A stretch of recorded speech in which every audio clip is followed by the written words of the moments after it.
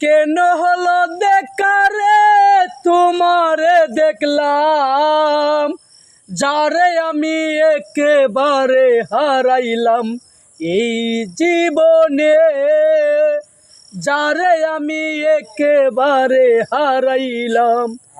কোন মুখে দাঁড়াইয়া বলবো এই মনের কথা, কথা শুনে তুমি যদি পাও গো বেতাব। কোন মুখে দাঁড়াইয়া বলবো এই মনের কথা, কথা শুনে তুমি যদি পাও গো বেতাব।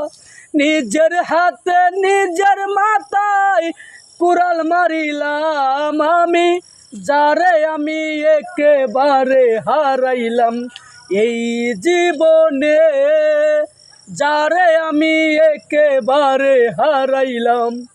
কেন হলো দেখারে তোমারে দেখলাম, যারে আমি একেবারে হারাইলাম, যারে আমি একেবারে হারাইলাম। আচ্ছা খোকন, জি, তুমি মানে কতটুকু বয়স থেকে মানে গান গাও? আসলে প্রায় 14 থেকে 15 বছর কালাতে আমি গান গাও? প্র্যাকটিস করতাম, তা মনে মনে গাইতাম, মনের একটা আনন্দ পাইবার জন্য আমি গাইতাম। তোমার কি ইচ্ছা যে তুমি কোনো এক সময় শিল্পী হওয়ার ইচ্ছা আছে? আসলে শিল্পী হওয়ার আমার উদ্দেশ্য আসলো, আসলে এখন আমি আসলে সময় দিতে পারি না, গানের জগৎ যাইতে হলে তো একটু সময় দেওয়া লাগে, আসলে আমি এরকম সময়টা দিতে পারি না। আসলে তো তোমার বর্তমান পেশা কি? পেশায় আমি কৃষিকাজ করি। আর কি করো? এই তো গাড়ি চালাই, টমটম। তো ভালো ইনকাম হচ্ছে না? হ্যাঁ, ভালো চলছে। বিয়ে করছো? হ্যাঁ, করছি।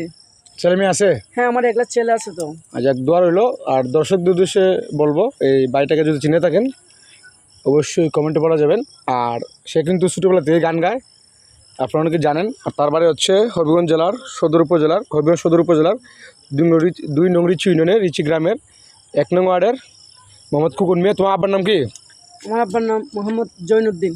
জয়নুদ্দিন। তোমার হাইডাকুনা কোন কোন কোন জায়গা বাড়ি? এটা হাইরাকুনা বড় বাড়ি। বড় ভাই, যাক ঠিক আছে। দর্শক সবাই ওকে সাপোর্ট করে যাবেন, আর ভালো থাকবেন সবাই। তোমার জন্য শুভকামনা রইল খোকন, তুমি এগিয়ে যাও। আমি যারা আমাদের মতো কন্টেন্ট ক্রিয়েটর আছে তারা অবশ্যই তার কাছে আসতে পারেন, তার ভিডিও রেকর্ড করতে পারেন। সে ভালো গান গায়, মানে ছোটো গান গায়। সবাই ওর জন্য ভালো থাকবেন।